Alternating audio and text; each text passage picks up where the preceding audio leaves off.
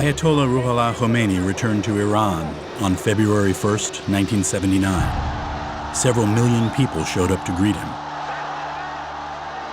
His arrival was a turning point in the Iranian Revolution.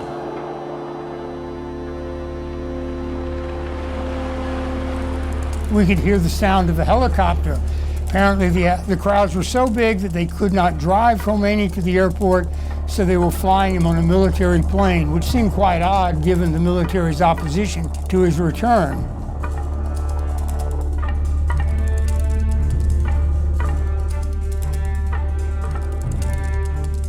And as the helicopter appeared in view, it flew in sort of an arc pattern, I think so the Ayatollah could see the crowds. This huge cheer arose from the crowd, and people were chanting slogans. Security was trying to make sure nobody surged forward onto the landing pad. They clawed and clambered and ran to see and be near him. The Ayatollah's helicopter landed and he got out. Khomeini announced that he wouldn't recognize the government left by the Shah. He also blamed the United States for Iran's problems.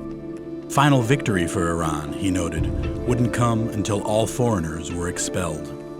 When he left, the crowd again went wild. They surged forward, and I remember seeing people were jumping up, trying to grab hold of the helicopter blades as if to climb into the helicopter with him. Khomeini's words were a sign of things to come.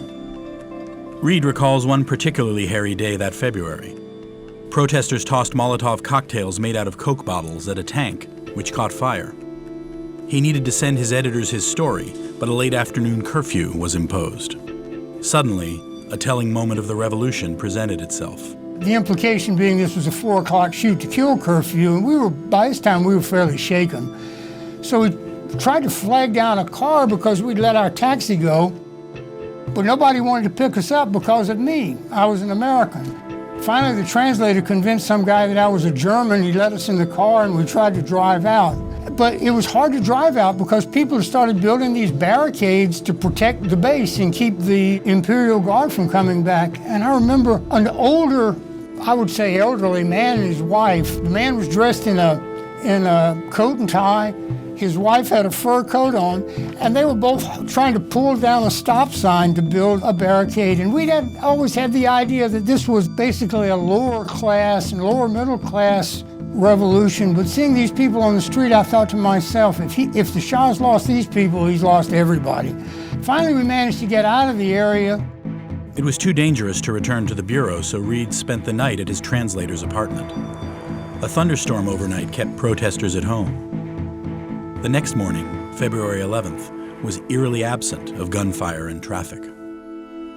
We got back to the office, and I thought, well, it's too late to get, file my story from the night before. Maybe I can write a feature or something. So I started typing my notes on a teletype machine just so we'd have the tape, maybe send some of them to New York to freshen the overnight story.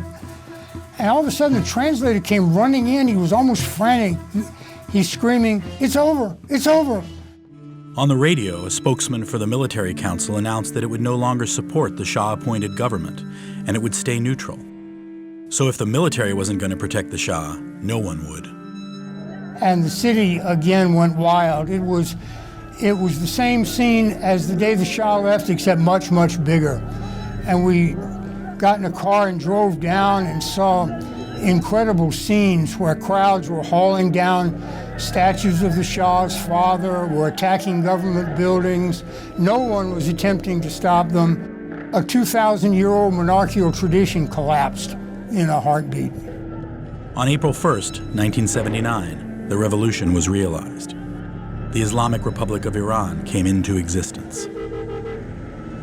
Right after the revolution, the triumphant revolutionary forces were very proud of what they were doing and in terms of starting to build a new Islamic society, as they put it, and dispensing justice to officials and supporters of the old regime.